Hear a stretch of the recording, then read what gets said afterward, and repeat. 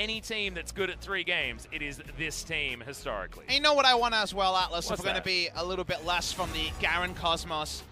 I want an AD carry. We had none in the first game, and you got that mid-game where an AD carry was very clearly not there. No AD carry found, and thus the game probably went, I would say, 7 minutes longer than it would have in a similar game state if there was an AD carry. On the side of SANDBOX, you already mentioned this, SANDBOX jumping over to the red side. Are there any OPs you have to ban from Jin Air, or do you actually invest into the Yasuo like they did in game number 1? Yeah. Well, they are going to be banning away a few different things. The Galio, certainly an opportunity here, as last time they had to ban the Cassiopeia. This time, not necessarily going to be the case, as they ban the Zoe on the blue side. Yasuo is still going to be opted in for here by SANDBOX, and we could potentially have the Snake Lady coming on out, unless we're going to see some interesting ghouls on the top side of the map. You have multiple people who can play Cassiopeia, 2 mid laners, and Root has played it in solo queue as well. So you would imagine that is what they're fishing for.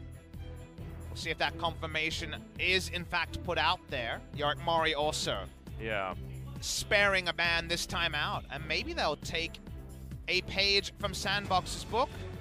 Find it a bit curious that they went for the Zoe ban in this case, but regardless, we'll be snapping open the Jace that we did like as a first pick for SANDBOX in game number 1. Yeah, and the Urgot now being considered to run back the potential matchup towards the top side of the map if they want to do it the opposite way around. I wouldn't recommend it. Didn't seem to go so well for Chongo last time. However, they can flex everything around. This Jace could be going in so many different places. And Lee Sin is going to be the decision here for OnFleek. So sticking to what he's good at, as worked in game number 1. If it ain't broke, don't fix it.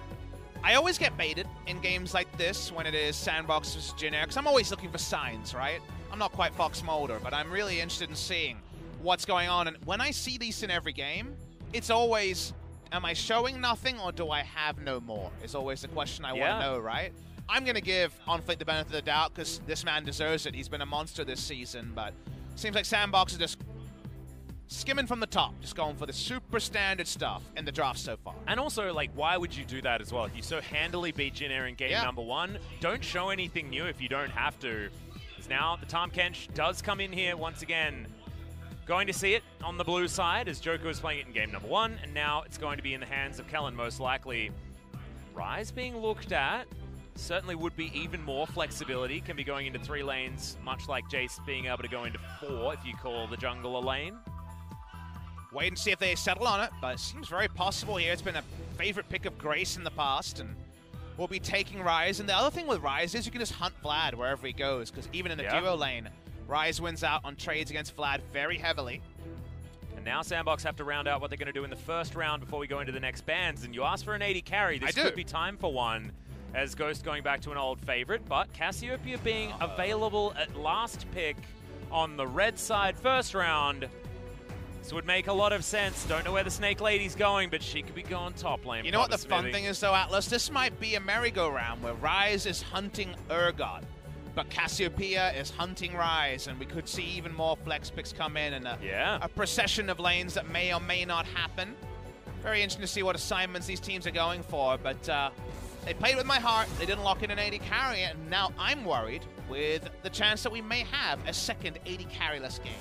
We could, and of course that Cassiopeia could be going into Ghost's hands there as well. I mean, hunting the Ryze is certainly a thing you can do, but you can throw so many spanners in these works, and it's likely that we actually just see SANDBOX lock in a support after this, and we still don't know moving into Jin Air's last couple of picks. There's no winning lane for Urgot against the 2 that are available either right now. That's a struggle. Urgot can lane against anything, but obviously it's different extents of what you want to take there. It's a losing matchup into both.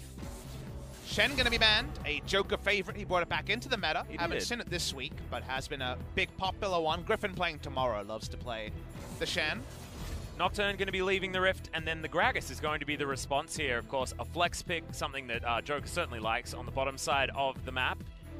Probably want to take support here if you're SANDBOX to continue your flex, and Braum available, a blocker to some champions, and generally strong against Jace in particular, so... Not bad into the Tahm Kench as well, so just playing for lane. Want to continue your flexes and say, well, maybe an 80 carry, maybe not. You can reevaluate after Jin Air chooses all 5 champions. That's why support is taken there, in case you're surprised that I was on the ball with that one. Jin Air got to show us something. They can do kind of anything at this point. They haven't really got an identity with the 3 picks they have. Pick, poke, team fight, all that could happen. Yep. We're trying to learn what they want. Is here he is, an Explorer. That was a big pick yesterday. The first 80 carry of the day is Ezreal. Don't look at his win rate in this particular game. Oh, it's not exactly the bestest ever, but 51% is decent, but when it's good, it's really good. Exactly. Is the Ezreal so far this season. Also seems to be picked by a lot of teams that are going up against Griffin, and you don't do a lot of winning if that's the case. And Malrung, okay. Gonna go back to some early skirmishing, and man, we've been talking about different metas from the past, and Elise versus Lee Sin is bringing back some pretty hardcore memories. They both kill each other really good. It's a fun matchup between Lee Sin and whoever Elise. face checks dies, Is it the second Q or is it the Cocoon? Whichever one hits, usually you know the winner. It seems like 80 carries on both sides. SANDBOX say, we got a lot of mid-range people, and now we move hella fast. They're going to take the Sivir here. Sivir increasingly being a matchup into this Ezreal. The worst case of this comp is Sivir wave clearing in mid and Jace and Ezreal poking her to death from range. The best case is you get a good start and then on-fleek's even faster insecting you into a team fight. And as far as pick comps are concerned, Jinna have about everything that they need for it. I mean, Realm Warp and Abyssal Voyage on the one side, as well as Root being self-sufficient in the 80 carry role.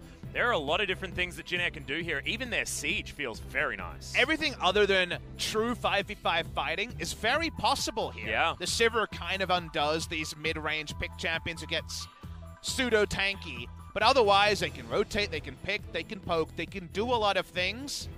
But the cans with Jinna haven't been paid off very reliably. What will they do is the question we're going to ask, and what will this Elise actually bring for Malrung?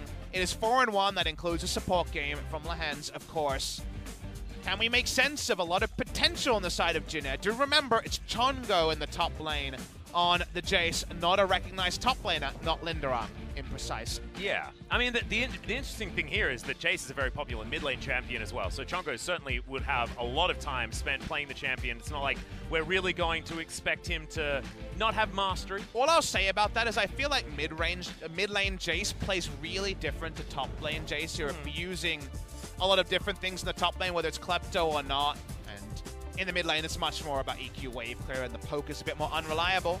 Let's wait and see, though. Jinna GreenWings, a better game one. They'll want to level up further if they're to beat SANDBOX game. Yeah, that's exactly right. Here we are onto the Rift for our second game of our second series.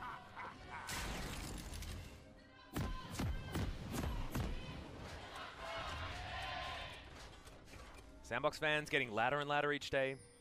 Very fun to see our new teams growing in number every day as well. Really, Everyone cool. likes a winner. And that's why whenever we see Jinna filling up their side, we say hats off to you, sir. Not a lot of wins in Jinna's history. We're not talking about this season, a roster that has never made it to a final in Korea when it comes to League of Legends. StarCraft 2 and StarCraft 1, different thing. But StarCraft 2, the only remaining ex-Pro League team. Exactly. Well, there was an interesting swap here, as Grace is actually going to be piloting the Jace. He's going to be in the right lane. And thankfully, the rhyming name is actually going to be utilized. You couldn't get the third rhyme. I was waiting for it. Grace, Jace. I was wondering where you were going with that. It's going in back your face, to base. you know. Oh, yeah, okay. I mean, there is a lot of different options here. Thankfully, we didn't do it. As okay, Jinna.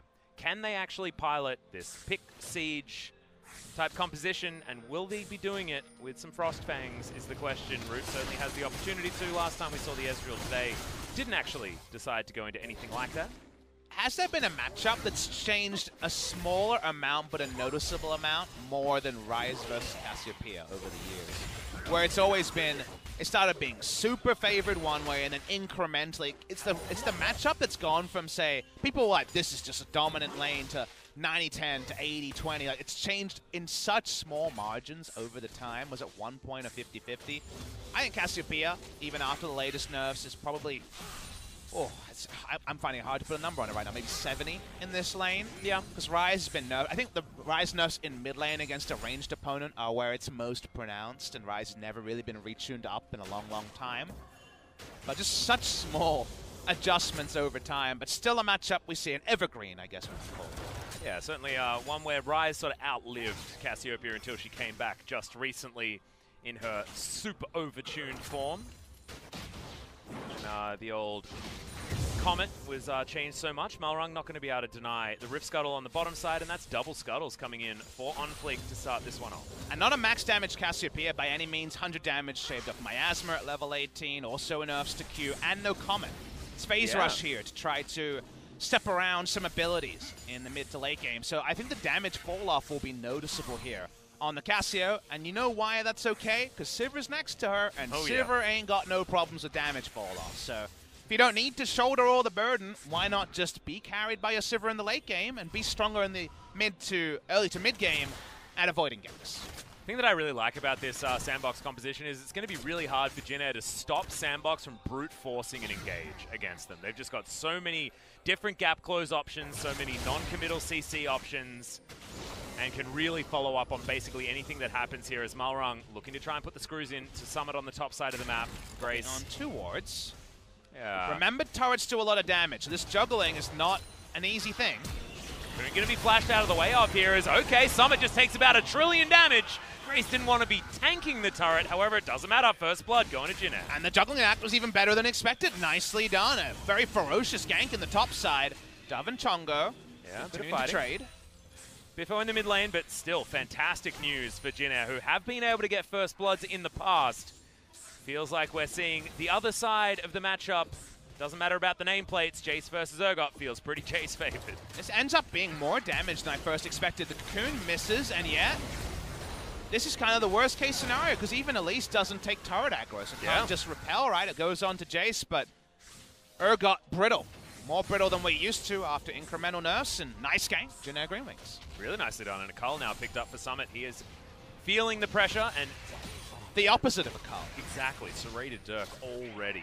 In the back pocket of Grace, and a teleport to get him straight back into that lane as well as he got shoved towards him by Summit. Malrung coming on over, and OnFleek does have a lot of vision available, and you can see SANDBOX actually having a great time towards the bottom side of the map. Root suffering at the hands of boomerangs. It's all happening before OnFleek has kick, so that's good news. For Jin Air, they're continuing to go forward, and they seem to want to kill the hapless Urgot once more. Yeah, Chongo going to move all the way over there and gets, oh, I love this, the high-value ward. Let's see if we need to give it a name. We'll find out later. Yeah, I know. He's back. Malrung actually uses Repel to get there faster. Okay, well, he's not going to be as good at turret tanking now, but it didn't seem to matter before. Exactly, he didn't need it Here last we go. time. Look, it worked with 2 dudes before, Round and now 2. they've got 3 as Summit's just trying to deal with the minion wave. Disdain does come in, and eventually the spells are pressed, and the problems arise. Heal does come down as SANDBOX are dirty farming beyond the turret bot side. Still working very well top side of the map for Jin. Turret plate, first of the game, does go in the bot lane to the Sivir lane. That is not something you plug and play. Something we could talk about. I imagine Jace will be able to copy that as well.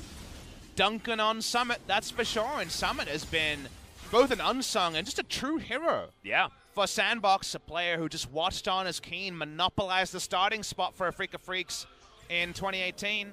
He's certainly been anything but a passenger on SANDBOX's side, but on this Urgot, he's been held down in the early game. He's been the weapon for SANDBOX in more ways than one in so many of their games. But OnFleek hasn't been giving him very much help up here on the top side, and the Urgot has certainly been made a bit of a problem here so far in the early game.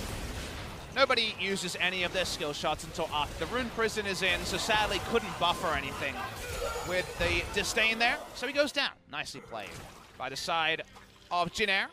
Does it get them a turret plate? Crucially, it does not. And that's the only thing I'm worried about here is that's a whole lot of ganks to not get turret plates. And you might say, yes, they got 2 kills, but turret plates are almost as valuable at this point, Atlas, and they should be reining them in.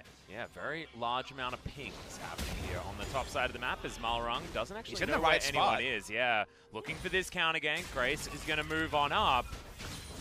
Can we actually get the Cocoon to land as, okay, there it is, but Disdain was already buffered and Summit is going to be able to create some distance. Double teleports coming in and they are definitely going to be followed as Shock Blast is good, but OnFleek too far away, and we've suddenly got a party up here. And that was far from Ships in the Night. That was a really fun next level. Malrung was really ahead of the jungle pathing there.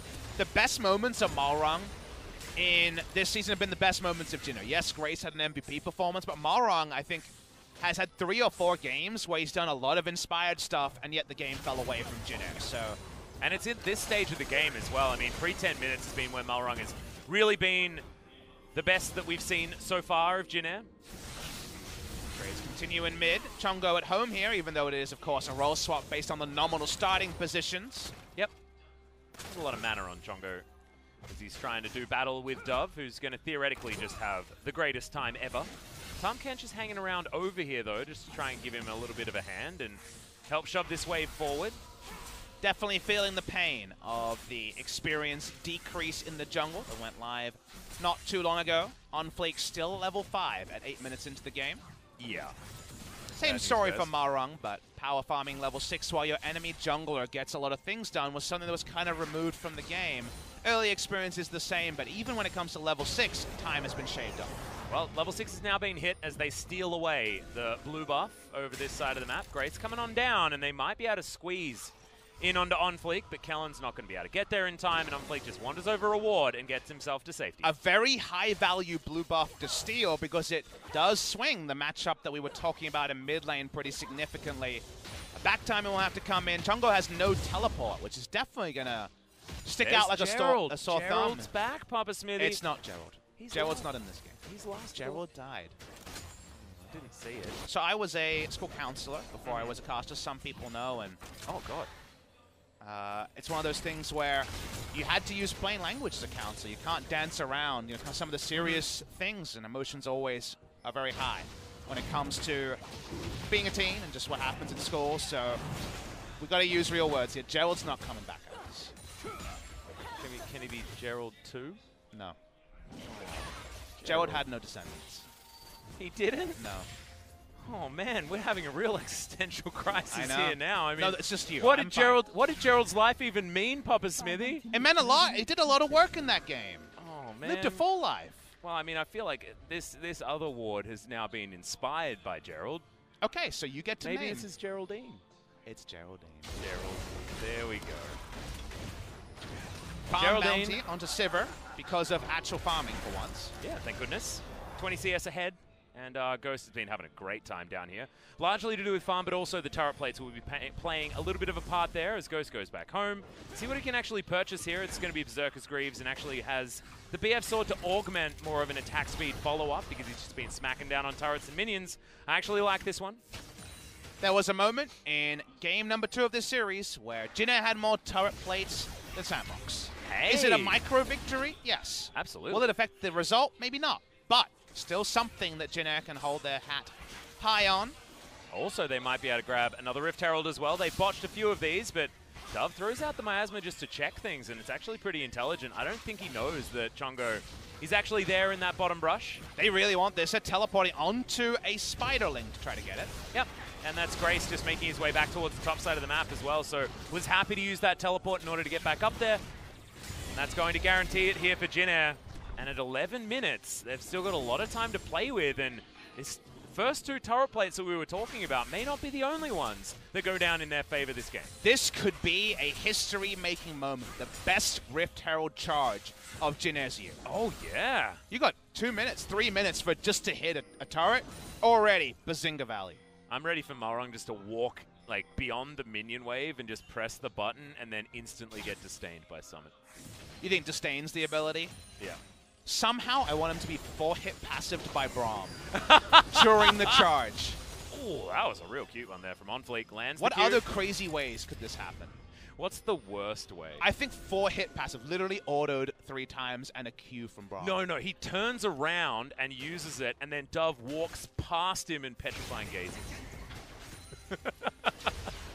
I know this sounds crazy, but man, some of those Rift Heralds have been they've good. been This real one's bad. charging. There we go. And speaking of charging, it's happening on the bottom side of the map there as well. On the Hunt was actually utilized as Kellen finds his way back in, and that was a really weird situation. There goes Shelly. That's a bunch of money going over to Jin Air. There's Grace and Malrong looking to punish Summit once again. At least has the Purge as OnFleek will turn up here. Q is going to land, but has to respect the ability for Malrong to CC him up and also just go up into the sky if he wants to use the Resonating Strike. Double flashes and everything off cooldown, so no reason to dive in. And this will be first turret going to Jin Air. Yeah. They're still winning Atlas. That's a whole bunch of money. They're winning. 1,000 gold is the lead here for Jin Air. It's not a huge one, and the Civil win condition is certainly something that SANDBOX still have on the table. But man, as far as a winning game for Jin Air looks like, this is looking much better than game number 1. But to our viewers at home, remember, Sivir plus CS usually means victory. So that means we need to look at Jin Air to get more. They need to be playing the aggressors in this game after being on pure defense duty in game number 1. And this is, again, a team whose identity has largely been around delay rather than punish. So let's see how Jin Air find themselves in a very unfamiliar position, can find more. They need to keep going forward. If I see a 2-item Ezreal mid lane with Tahm Kench clearing out vision and potentially threatening a Abyssal Voyage, I'm going to be really happy. But if I see a mistake from ahead, which Jin Air have actually already done this season a couple of times, actually, then I'm not going to be too surprised. So for now, at least, until it happens, but I just want people to remember that Jin Air can't just put the brakes on to late game and hope for the best. Yeah. And the last time we saw Sivir, I believe, was Deft on this patch, and he decided to go with the Essence Reaver that we were talking about. But this is going to be the Infinity Edge, most likely, coming in from Ghost, who's just built as much flat damage and attack speed as possible to rip through everything, as we illustrated earlier on. It does a win more job better than Essence Reaver, so... Yeah, also 2-item Power Spike feels a whole bunch better as well if you're going to go with something like the new and improved Static Shiv. Which seems to fight. Yeah, that's On Fleek getting a kill, Papa Smithy, as Kellen's just going to go down, rotating through the jungle. I missed how that started, so I'm not sure why he was caught so away from his teammates. Usually Tahm Kench wants to be... Catfish trying to get back to the river, Papa Smithy. I think so. Were you saying he was catfishing and was caught? Yeah, well, On Fleek was catfishing and doing a pretty good job there as well, as Joker picks up the True Shot Barrage. And that means turret damage comes in. No turret plates, of course, after 14 minutes. Marang shadowing. Yeah, but spotted. Good vision available there from SANDBOX as Root takes 1 tag of the Boomerang Blade, but otherwise not too much. And what is the Jace going to actually do at this point? Oh, there's another pick. Ghost just going to go down. Joker can't offer the Unbreakable and actually has absolutely no mana. On Fleek comes in, but Joker, he went the wrong direction, and Malrong picks up a double. Man, this Elise is popping off, and for once, On Fleek is behind the play, and Malrong is making the play. There's a big bounty. Big one inside of Jin Air. Have they ever had a 600 gold bounty or more? I don't know. I don't think so. Maybe Grace in that single victory, but this is looking pretty good. For the side of Jin Air GreenWings, they're going to get an Ocean Drake. Definitely wish this was an Infernal or a Mountain. They're not going to get that here, and are things sliding into pace and place for the side of Jin Air? They continue to extend their lead. Yeah, it's another Devour. Going to get Malrong out of there as Kellen returns to the map.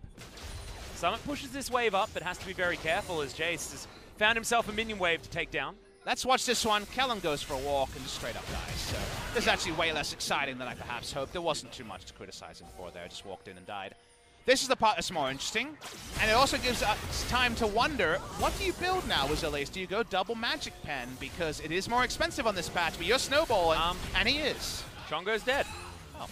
Yeah, someone picked up that kill as well. This is the game of kills that happen way too fast for us to actually notice what they are, and maybe some replays happening in inopportune times. Apparently, we had a picture-in-picture, but we were focused on what was happening elsewhere. Trying to reset Summit's gold, I think, on the side of Jin. This is actually an insanely strong juncture for Jin. I'm not convinced they've been more ahead at 15 minutes at any other game. They have double Magic Pen Elise and Ezreal at 2 items. Everything is fit into place. And that means that with the Tahm Kench backup, you can just take over the enemy jungle. Who's going to contest this Elise? She kills you straight up from full while Ezreal's poking around. You don't feel great about still being in the bot lane as the Ezreal. I would love to see a lane swap here. We're going to get the replay. Let's see how it happened. I'm going to guess it was an E. Yeah, it might actually be an ultimate if Sustain does land. Yeah. Puts him behind him, Dove yells at him, and he chomps him up in the grinder. Again, less exciting than perhaps I was hoping for. I really, really wish that Ryze had just rolled down bot lane. He's got 2 items. He doesn't have a lot of health, so I guess he's turret diveable, but otherwise, I think Ezreal and Tahm would love to be in the duo lane. There's no reason for Ezreal to be wave clearing under his turret against a Sivir when his team around him is way ahead. Yeah. You should be wielding power, not going CS for CS with someone who outscales. Well, we almost have Dove with a bounty as well. He's ticking up to 450. There we go. Finally there, just with the fact that he's been farming a lot better than Chongo in the mid lane. Again, they have 3 control wards defensively. 4. There's 4 down there. That means there is literally no reason to be under turret. You either need to take this turret fast and show a Ryze turret dive threat, or get to the mid lane. And maybe the mid lane will happily happen, but I definitely don't want to see Chongo here. He's here for now. They're pushing in. And that means there are definitely some gaps where SANDBOX could look for another pick. has no flash, as SANDBOX are very well aware of that and want to try and punish, but you can see Malrong, wherever he turns up, SANDBOX have to play very, very respectfully. This is not the lead that Jin Air wanted to snowball this into at close to 20 minutes into this game, though. They wanted to have a little bit more than this, as this has been a lot of the issues for Jin Air so far. Yes, your release can turret dive, and you have a Tahm Kench to allow her to walk up with an item lead, but the turret is not low health. If the turret's low health here, you can poke them off, but it's Sivir.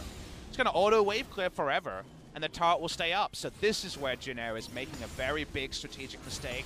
They should not be wave clearing. They should be unleashing now 2-item Ezreal. They have a Seraph's Embrace on the rise. Now he can face check as well. He's very, very tanky with this. Malrong is never going to be this strong ever again in this game as well. So the item timing that he just managed to pick up, he just got the double cloth armors, but having double pen as well as your runic echoes, it's when you want to be wielding him as a weapon and not, just using him to control bottom side of the map. You remember how happy Coach Han was with the defense in game number 1? Yeah. Sadly, it's the reverse now. He's upset about the aggressiveness, and look, it's a team that hasn't been from in front very often, so you can understand why they're tripping up, but please, Ezreal, please come to the mid lane. Well, at the moment, he's got about as much vision as he can possibly have on the bottom side of the map. I guess Root didn't play RTSs because you're supposed to explore the map on the RTS, and the Prodigal Explorer is very, very much enjoying bot lane. It's not really happening. He's like playing Civilization and hasn't actually sent any scouts out at all. He's just in his base, hasn't What seen happens that then? like, You get rushed, Atlas. Yeah, there's like 5 golds just around the corner though, but he just has no idea. Please don't lose your red buff when you're this far ahead, Jin Air. Yeah, well, Ghost actually taking a lot of damage here as Root finally realizes that his buttons do damage. Definitely a good thing. On the hunt now on cooldown is a big deal. Grace coming from top, trying to spread leads. 2 mid laners in mid. They're fighting for this lane. Who's this for? Actually, the answer is Ezreal, just so you guys know. Well, Ghost is going to have his back stopped just by Jin Air being in the area, and you can see a lot of vision available. Oh, that's a pretty nice one. I don't know whether OnFleek actually got that. No, he didn't. It was Rude. There we go. He's still bot lane. He's still getting so much, though, from bot lane. He did damage to Ghost and True Shot Barrage to Grom, Papa Smithy. Look, now they have 2 wards down, and maybe they can kill this turret. Well, Cocoon is going to land this time. It's going to be the counter coming in as Ghost does have the spell shield. Some autos come down. He's still not dead, as Malrong might actually fall from this. The flash in from OnFleek, but the Devour's beautifully timed. The grinder, that Summit picking up 1, and the trade is for 2 so far, but 2 for 2 is not what you want as Jin Air at this stage of the game, with the lead that they had in the stun under Grace, means that SANDBOX take more. I'm upset, Atlas. Yeah. Normally, I'd be matching your energy and shouting, but I'm upset because the problem there is not what happened, it's where it happened. They shouldn't be fighting there. The Ezreal should be mid lane. Oh my goodness. Look, I was trying to forget that while I was getting excited about the action that was happening on the bottom side of the map. And do you know what happens here as well? Insult, meet injury, Papa Smithy, because they lose the bottom lane out of turret first. Oh, you can only laugh. There are some times when you have to look at a situation and go for the comedy as, okay, there's a Realm Warp as Ghost just stands on top of it because they know that they're happy to take any of the fights with the remaining people on the map. And the first good dragon goes to SANDBOX.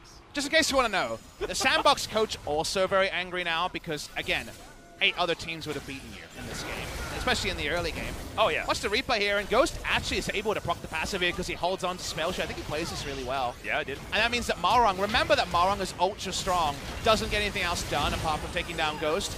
Credit to the Tahm Kench Devour. It devours out of kick. As the R there is popped at the start, which means nothing happens, and, well, Joker died, I guess. Oh, my goodness. These things happen a little bit too much in this particular game. Maybe if we show more replays in Jin Air games, more people die. Hey, that's true. This could create some excitement.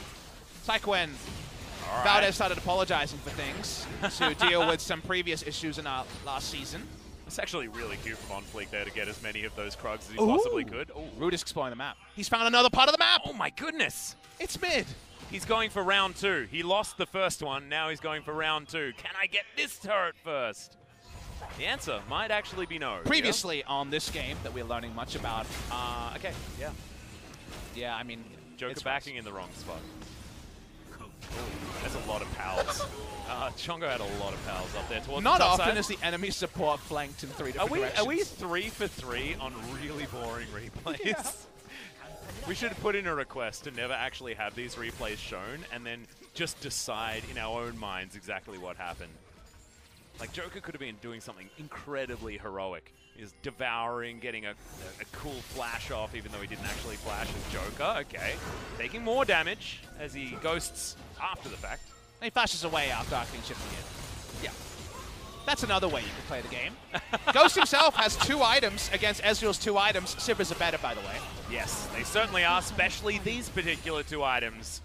Playing towards your win conditions and playing towards how the game state is something that we talk about a lot and something that Ghost has done very well so far this game as far as the items. So for a moment, I don't want to talk about this game. I'm hearing in the back of me Dongjun, one of the Korean casts, getting very loud and animated. I want to tell a story of when you and I went over to All-Star in 2016. Yep. If you remember, there was that really weird massive Poro game, the mini game. Yes. Where Dongjun was getting very angry that one of the teams didn't know that you had to feed the Poro, so he's getting angry analytically about a fun mode. Can you imagine how angry he is about this game?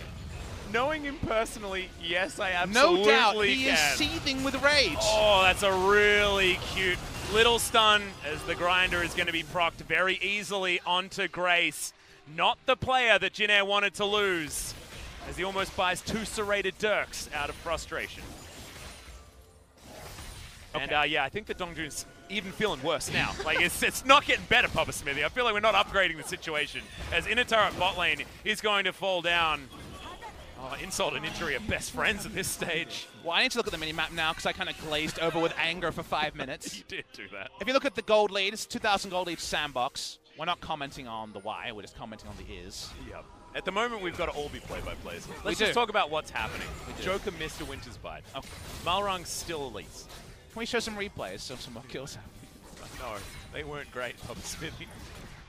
Item-wise, there's a lot going on the side of SANDBOX. They have double Black Cleaver and double Zeal, soon to be done by their Sivir, who, like we mentioned a couple of times now, is way ahead of the damage curve in this game. Yeah. This is not Essence Reaver, call me later. This is actually, I can battle right now, and actually is going to be able to out-damage Root way earlier than you would usually expect in the matchup.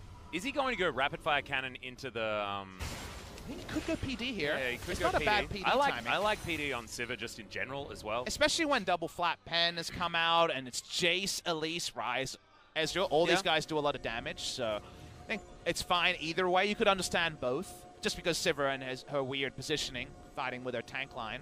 Yep. I just want to see a Stormrazor Papa Smithy. That's just what I want to see. I mean, Stormrazor is not a bad 4th. I think here you probably go Bloodthirster. Yeah, you could. Or even Mercurial Scimitar just to stop yourself from getting caught out. And against a pick comp makes a lot of sense. I think you want some lifesteal somewhere is what we're talking about in this particular case. Yeah. But watching here, Grace in the back line. Very hard for true team fight to work. Looking for the play. Oh, won't get the kick, but the denial's not quite good enough. Joker a little bit late on the flash and doesn't find the fissure. It was almost really cute from both sides, but no joy for either team. Callan's timings on the Devour have been really good in this game. Second time he has popped kick with the Devour. Awesome play there from the Tahm Kench. Not often we talk about Tahm Kench mechanics with any relevance. On the bot side. Yeah, Summit launching his way forward is okay. Abyssal Voyage going to get cancelled there by Dove on the top side. You can retake your vision. It's going to be the Catfish falling down, and now Grace in trouble as well. The long-range grinder pulls him back halfway across the screen, and Summit's going to get some revenge against the Jace once again. How many ranges was there on that particular chain? Oh no, Chongo. Are they going to be able to get the stun is the question. The answer is no, but not the punishment there onto SANDBOX. And what does SANDBOX like doing, Papa Smithy? They like going to Baron, and they're going to do so right now. Joker going to play goalie. They got Cassiopeia Sivir. They delete Barons for breakfast. Goodbye, Baron. It's already done, and they managed to pick up the Mountain Drake. It's all gone the wrong direction here for Jin Air. And if you're Malrung, do you feel like you just forgot how to win League of Legends? Like, at this point, I mean, we've all had these games where we feel like we did everything right, and then it all goes wrong, and you're like, how can I be better than this? After that early game, Malrung pressed all the buttons in the right ways, 4-1 and 3, but I still feel like there's almost no way they win this game from this point. I definitely agree with you there, Atlas. It's one of those times where you lost 7 solo queue games and you're looking over the match history and even clicking on it and being like, I think I did my job here, and I know I didn't. This wasn't my best game, but you know, I wasn't the worst player. Yep. Unfortunately, in hindsight, you know, when you're looking back on this period, I think there is some reality to that. Now, the reason why you can't just say 1v9, blah, blah, blah, things like that is the jungler has a big call on map movements in the early game, and someone should be putting up their hands and saying, why was Ezreal on the bot lane for so long, you know? Like, there was definitely the potential for other people to talk, and that is, like, the craziest range. That was really, really on the Fear Beyond Death, but I think if you don't talk on a top team, you can get away with it. I think when you're a bottom team, there's nothing to fall back on.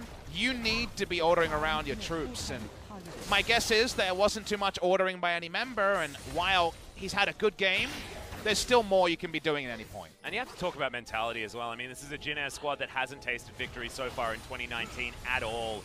It really isn't a... They're not in a position where their mental game is going to have the confidence in order to take down a team like SANDBOX, who are well and truly in second place. They're a bunch of young guns that are really trying to prove themselves. As bottom side of the map, Summit could be in trouble as Grace is going to try and jump down on him. And yeah, Urgot, you are well and truly dead. Does flash into the base for a little while just to buy some time, as top side of the map and mid lane, they are going to be getting more, as SANDBOX will be able to break open the base here, as Jin Air just don't move fast enough. It looks comical, but it actually ends up being more effective than I gave it first benefit for, because Ghost pops ult and they just get the minions and the champions there fast enough to almost just brute force down this inhibitor 4v5. Yep, and almost able to get the inhibitor kill completely. Inhibitor turret going to go down in the mid lane there as well. Just feels like SANDBOX's players are worth 2 or 3 of what Jin are able to put down, because the fact that the 2v4, SANDBOX walking forward on the top side of the map. A bit of a chunk there onto OnFleek as the kick once again going to get popped, as Grace still very, very low. OnFleek going to survive for the moment as the Glacial Fissure goes completely wide. SANDBOX still, it doesn't matter. They're getting the structures that they want. 2 inhibitors. For the price of a Baron, you'll take it any day of the week. It was 4v5 as well, Atlas, because remember, Summit only now respawns, has teleport to rejoin, but the job's done. They already got the 2 inhibitors with the Baron buff. That's a very high value. Baron buff, 3,200 bonus over what the enemy has earned. So the power play has been a pretty good one. The side of SANDBOX, and for all the good, Atlas, of Jin Air over the course of this series, you cannot add them together and find a victory. Seems like victories are too far, too lean. Watching the replay here, another being popped here. Kellen has been just popping off. OnFleek has just had the saddest time, because we saw Punch have such a cleanly sim performance. OnFleek's like, yes, now it's my turn. He's had his kick popped 3 times. That feels real bad. You know what feels good though? Winning 2-0. Yeah. And you know, seems very bang on in this particular game. Papa, also Ghost was going to do what I was suggesting with the Mikura Scimitar, and then decided instead to sell the Null Magic Mantle and do what you decided to do in the Bloodthirster. I mean, he listened to his Papa. There you go. It's one way to go.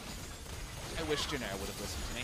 Yeah. They didn't, and they'll lose. Well, actually, if you think about it, there is one positive that we can talk about here. If I'm listening. Put together both games 1 and 2, theoretically, they this throw would a be good. Fight in the late game and lose. Remember, early game 2 was great. So mid game 1 was great because they managed to stall things out.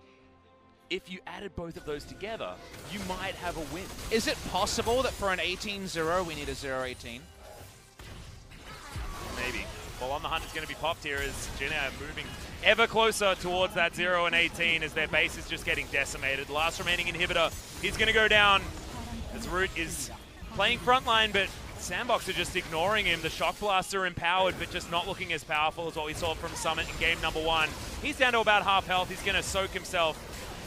This Cocoon, not too worried about anything at all right now. SANDBOX, as Joker runs on forward, the Winter's Bite goes basically the wrong direction, but at this point it doesn't even matter. In goes OnFleek. No!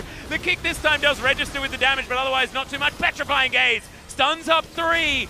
Jin Air moving towards their fountain. It's about the only safe place left, and even then I'm not sure whether it is, as these boomerangs are going to be doing so much damage now. TP. Flanking teleport to come in as SANDBOX are relatively low. And it's Root that's in for the flank.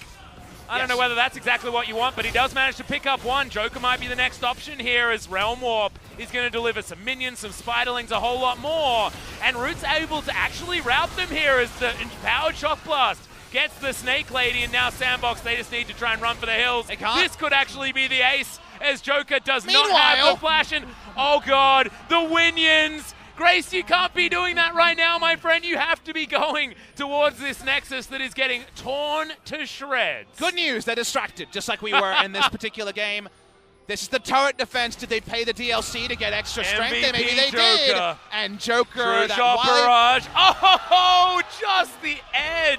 They killed Santa. Oh no, that was the fattest true shot. What about barrage the I've- base? What are you doing? Run! Why are you with the Baron? This has to be it. This is how they have to lose. Oh my god. Oh, yep. Well, I guess as far as poignancy is concerned, there is no better way to go down here for GreenWings. However, they are going to save it in the end. That was almost the most colossal mistake I have ever seen in the LCK. Here goes! He's running in. Can he get the autos? The flash forward, and see you later, video game. Ghost has just enough health, and they win it. But good God, it ain't clean.